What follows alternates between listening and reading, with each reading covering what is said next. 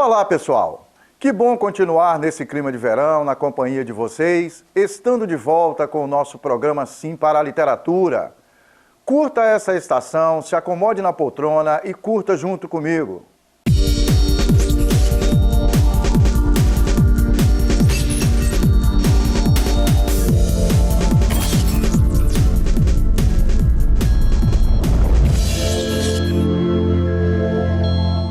No nosso programa Sim para a Literatura, entre outras informações, temos as colunas Dica de Leitura e Dica de Livro. Temos também as colunas O Livro da Minha Vida, Apaixonados pela Leitura, a participação de telespectadores, além de entrevista e muito mais. E nesta edição comemorativa do Dia do Leitor, que tem data marcada em 7 de janeiro, vamos compartilhar com vocês uma mistura bem gostosa de informações e opiniões sobre o delicioso contato com os livros e com as histórias contadas em suas páginas, e do prazer de ser leitor. Existem diversos tipos de leitores, né? Tem aqueles leitores que não conseguem ficar sem ler, em momento nenhum, tá lendo um livro atrás do outro. Tem leitor que gosta muito de ler, mas que também respeita muito o seu tempo sem estar lendo nada. Então, assim, é um processo a gente se conhecer enquanto leitor, ver quais são as nossas preferências, o que a gente gosta, o que a gente não gosta, o que funciona pra gente, o que não funciona, e trabalhar em cima disso pra fazer com que a leitura esteja sempre presente na nossa vida. Olha, pessoal, como temos falado aqui repetidas vezes, no Brasil ainda temos um baixo percentual de leitores. Portanto, é de fundamental importância para a formação de novos leitores que haja uma mudança de atitude de cada um de nós, pais, professores, entre outros, principalmente investir nas novas gerações. Vamos aproximar a meninada dos livros, depende da nossa atitude. Uma outra questão é frequentar os espaços em que a leitura é privilegiada, como as livrarias, as bibliotecas, os sebos, e com a criança fazer disso um passeio. E no caso da escola, as visitas à biblioteca precisam ser regulares. E se a escola não tem uma biblioteca, a escola precisa começar a pensar sobre isso, porque esse é um espaço fundamental para a formação de um leitor. E a gente precisa da leitura quando a gente vai a algum lugar para perceber a comunicação de alguém conosco. A gente precisa desse hábito da leitura. Então, para mim, eu acho que a pessoa que não tem a leitura, ela não vai ser uma pessoa vitoriosa. Enriquece o vocabulário, você se aprofunda mais nas histórias. E é bom, né? Sempre você está lendo nos momentos, nas horas vagas. A gente adquire conhecimento e se diverte aprendendo. E dá para passar tempo e... A leitura vai contribuir com essas novas gerações para treinar o cérebro de novos leitores, para que tenhamos no Brasil, no futuro próximo, gerações bacanas com nível intelectual mais desenvolvido. Será bom para todos nós.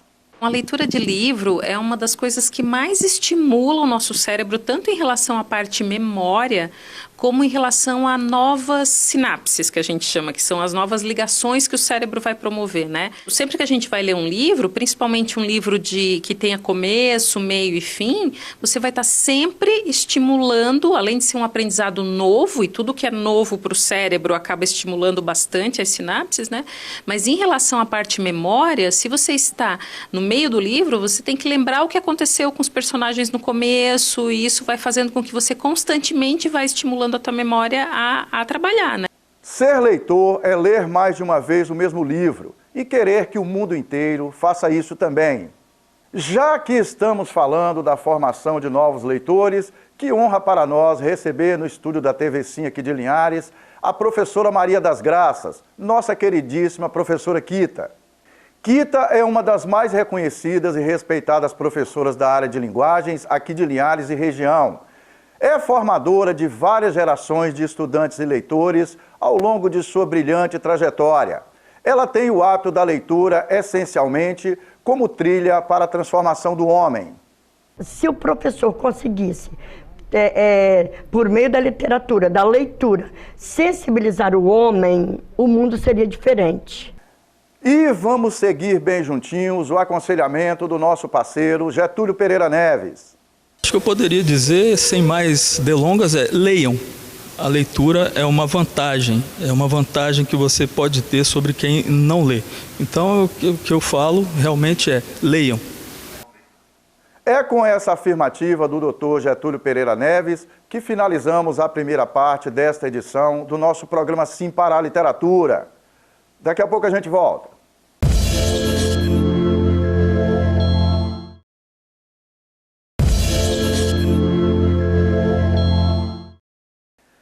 Estamos de volta com o nosso programa Sim para a Literatura e é muito bom continuar na sua companhia. Dando sequência à nossa proposta de aproveitar esse início de 2020 para colocar em prática metas de leitura, vou continuar fazendo algumas sugestões para vocês colocarem a leitura na ordem do dia e manter o livro como companheiro de caminhada, desde agora, nesse início de janeiro. Então vamos juntos para a nossa coluna Dica de Leitura desta edição.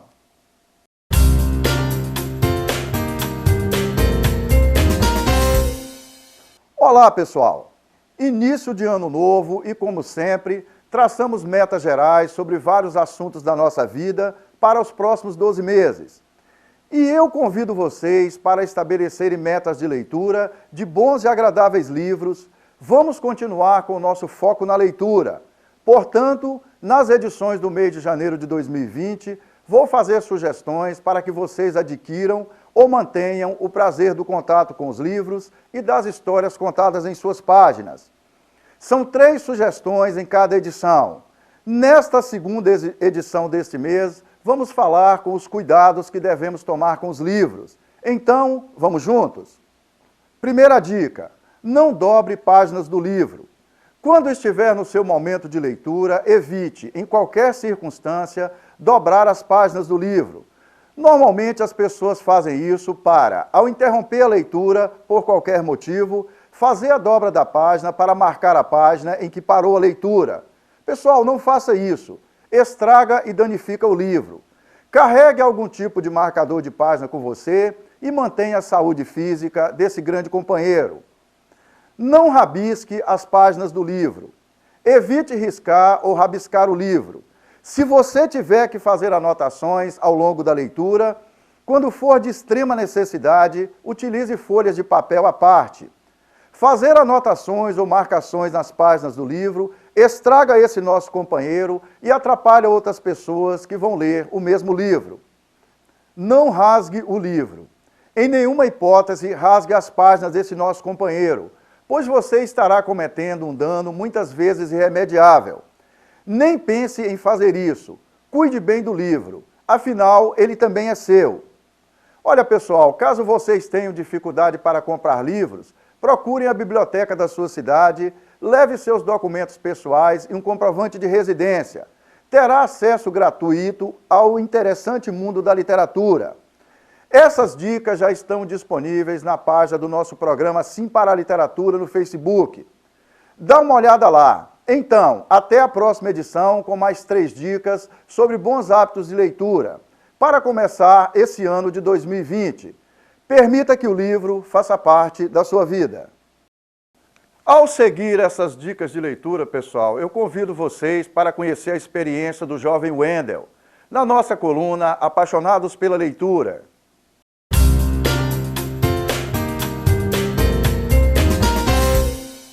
Se você acha difícil ler um livro por mês, imagina 128 em um ano. Parece impossível, né? Mas Wendel Lopes conseguiu. São 100 páginas por dia.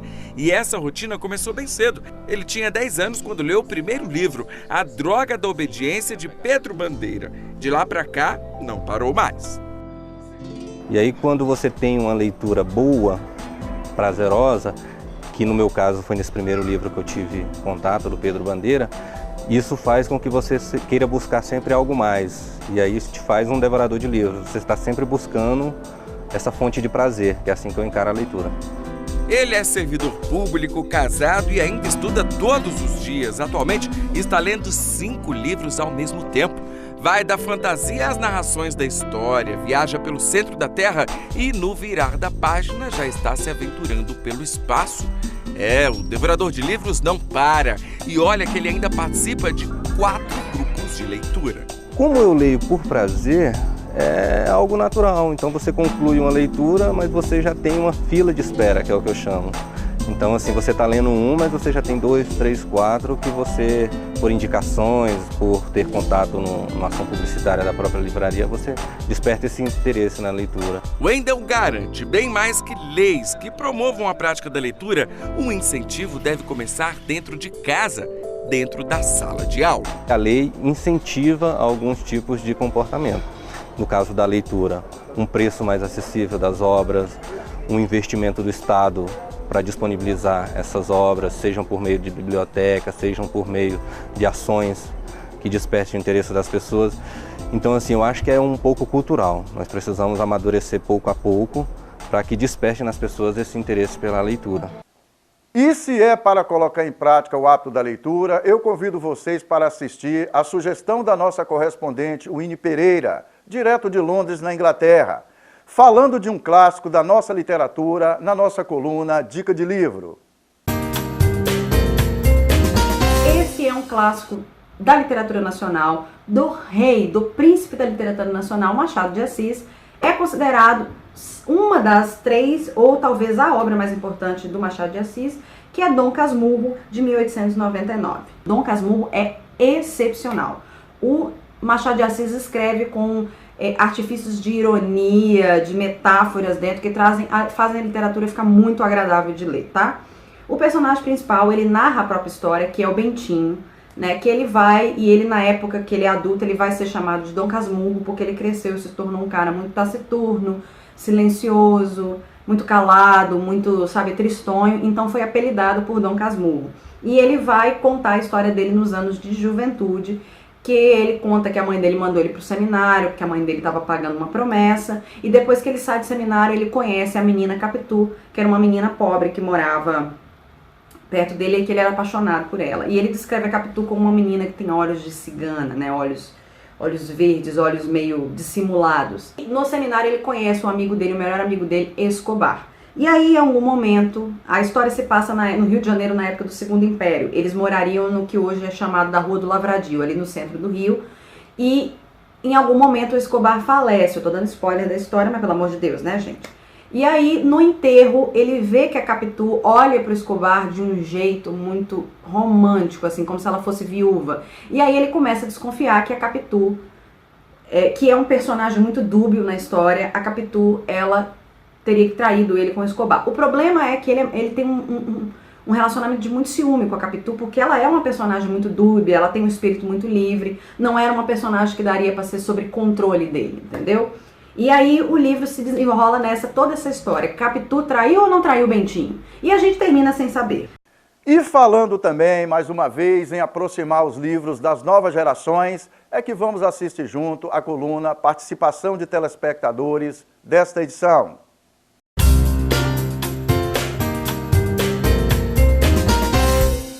Bom, eu sempre tive um auxílio dos meus pais, da minha família, né? Eles sempre me incentivaram muito a ler, mas os meus professores sempre tiveram uma influência muito grande nesse processo de leitura. Eles indicavam livros, eles me incentivavam e mostravam para mim que a melhor forma de eu viajar, de eu poder estudar, era lendo, porque ler é você viajar sem sair do lugar, é você entrar num mundo totalmente diferente. Meu pai e minha mãe sempre me incentivaram a ler porque eles acreditam que a leitura abrange novos mundos. Com a leitura você ganha conhecimento, não só para português, mas para várias outras matérias. E os meus professores sempre me incentivaram a ler. Eles acreditam na mesma forma, porque com a leitura, além de português, como eu disse, matemática, quando você for fazer alguma questão, você precisa saber interpretar. Então eu acredito que seja isso. É com as palavras das estudantes Luísa e Gabriela que finalizamos a segunda parte desta edição do nosso programa Sim para a Literatura. Daqui a pouco a gente volta.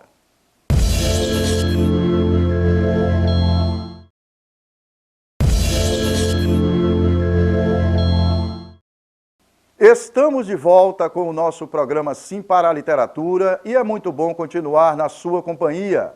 E vamos juntos assistir a entrevista com a professora Kita, aqui de Linhares.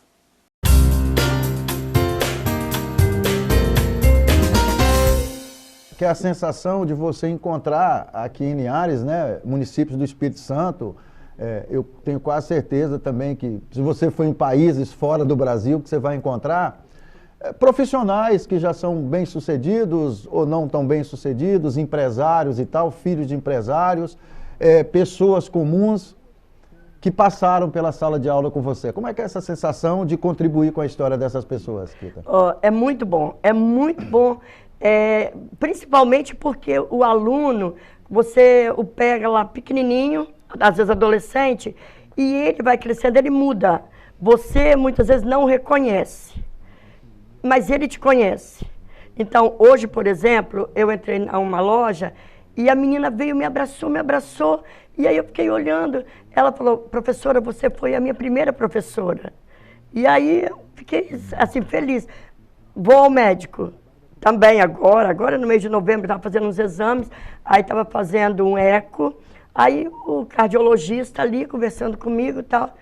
Aí, de repente, ele fala, você foi minha professora. Eu falei, nossa, ainda bem que eu nunca fui de brigar muito com o menino, porque eu estou na mão dele. Vai que ele não tivesse tido a imagem boa de você, né? E assim, é muito bom, é muito interessante, porque você, aí às vezes você nem se lembra dele mais, mas ele vai te dar dicas, ele fala, olha, você se lembra daquele menino, geralmente ele pega aquele atentadinho da turma, né? Você se lembra daquele menino? Ele era da minha turma. Então é muito bom, é muito.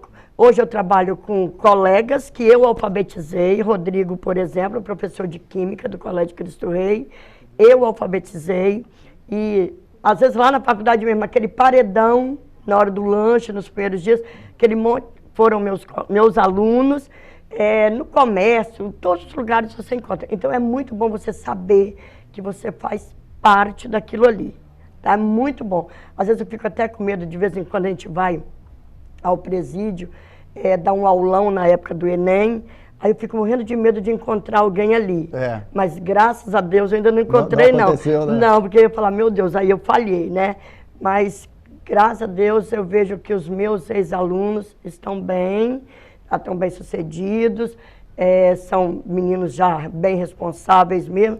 Isso é muito bom pra gente. Ô, Kita, esse interesse seu, essa trajetória, né, essa dedicação à área de educação, e é impressionante como eu moro aqui no Espírito Santo há 20 anos e em Linhares vai fazer 15 anos. E como as pessoas lembram do seu nome como professora. Como é que essa trajetória sua refletiu dentro da sua casa? Você conseguiu influenciar seus filhos a estudar? Sim, mas deixa eu te falar, sua filha foi minha aluna. A minha filha foi sua aluna? Muito minha amiga. Com certeza. Foi quando eu conheci você. Foi, né? Isso aí. Eu tinha vindo para Linhares há pouco tempo, como professor da Uni Linhares. Isso. Né? E a Winnie estudava no Cristo Rei. No Cristo Rei. Isso. Então, lógico, eu acho que a mãe, a figura da mãe que está mais presente ali, ela é muito importante. Meus filhos, não vou te falar que assim, lá na adolescência, eu adoro estudar, mas eles se sentiam na obrigação principalmente porque eles foram meus alunos.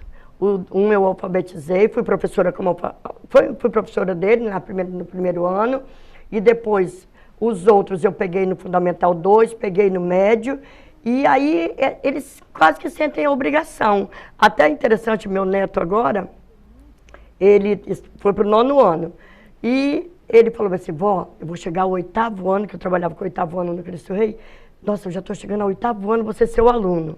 Aí, quando ele chegou ao 8º ano, eu não dei aula. Agora ele falou para mim, pô, vó, se eu não for seu aluno agora, eu vou desistir, porque, pelo amor de Deus, eu estou correndo atrás de você e você corre de mim. Quero te encontrar na sala de aula. Sala de aula. E eu acho que eu não vou trabalhar com o 9º esse ano. Mas, de uma forma ou de outra, eles veem... Primeiro que eu gosto muito de estudar, eu gosto muito de ler, gosto muito. Ninguém me obriga, assim, eu trabalho numa empresa muito boa, que dá oportunidade a gente, e onde eu vou, eu falo que eu nunca estou sozinha, porque onde eu vou, eu levo um livro. Se eu tivesse de te esperar aqui... Estaria lendo, né? Com certeza. Tem esse hábito também. Se eu vou para o consultório médico, um livro na pasta. Livro junto. As pessoas reclamam de solidão. Eu não tenho, mesmo que eu esteja na frente da TV, eu fico com um livro, porque se na TV não estiver legal, aí eu já tenho ali para ler, entendeu? Então, esse hábito que eles veem na gente acaba interferindo. Acaba refletindo. Lógico. Né? Como é que a literatura entrou na sua vida, Kita? Você consegue lembrar, assim, dos primeiros livros que você leu e tal? Eu vou fazer igual eu falo com meus alunos, né? Eu sou da era que não tinha televisão. Então... E quem morava no interior tinha uma dificuldade muito grande de comprar livro. De comprar livro. De conseguir livro, né? Isso aí. Mas eu vim para Linhares com 6 anos. Nasci em Rio Bananal, vim para cá com 6 anos. E não sei porquê, eu sempre gostei, não sei porquê, porque assim, a minha mãe não teve esse hábito, meu pai também não, mas eu acho que eu sempre fui assim, uma pessoa sensível, tá? Assim, eu me comovo com as coisas e sempre gostei muito de ouvir histórias. E eu acredito que isso tenha me levado, então, como eu disse, na minha era não tinha televisão, mas tinha fotonovela. Você já ouviu falar em fotonovela? Com certeza. Com certeza. Aí Sétimo Céu, essa Contigo de hoje, naquela época, né, tinha uma outra roupagem. E aí eu lia muito, muito, muito. Com 10 anos, tinha umas vizinhas que gostavam e elas me emprestavam. Então, com 12 anos, eu já li essas fotonovelas, todas essas histórias de amor, que a moça sofria muito, era abandonada. O Príncipe Encantado, né, O Príncipe Encantado aparecia. E eu me impressionava muito com aquilo. Então, eu lia muita fotonovela. Aí, quando os livros surgiram, dei sorte também de pegar professores excelentes. Dona Arlene foi minha professora. Arlene Campos, nossa madrinha literária. Então, Dona Arlene foi minha professora. Eu li os clássicos até a oitava série, que era o 8º ano naquela época, né? Eu li todos os clássicos com Dona Arlene. Então, Senhora, Moreninha, São Bernardo, Cinco Minutos, a Viuvinha, tudo isso, Escravizaura, eu li porque meus professores, Jani, você conhece a professora Jani Gilberti? De nome. De nome, né? Otaviano Calmon. Otaviano foi meu professor no primeiro ano da faculdade. Da faculdade, isso aí. Depois foi meu colega lá também. E maravilhoso, a aula de Otaviano era uma viagem, né? Ele era um poeta, na essência. Isso aí. Né? Então, era um poeta. Na 5ª série, naquela época, 5ª série, 6ª, Otaviano. Depois eu tive um professor de Vitória, a Taíde também, que era muito bom. Depois Dona Arlene. E eles nos incentivavam a isso. Então, da fotonovela eu fui para literatura, a literatura clássica mesmo, e, poxa, me apaixonei. Ô, Kita, e aí você fez com a sua trajetória como professora, e eu acho que particularmente pelo que as pessoas comentam, pela sua atitude, né? Você é uma pessoa afetuosa, a gente chega perto de você, a gente percebe isso. Desde quando eu conheço você, que você era professora da minha filha, eu tenho essa percepção em você. Aí você fez uma intervenção na vida de muita gente que hoje desenvolve várias áreas da atividade humana, né? Profissionais e tal.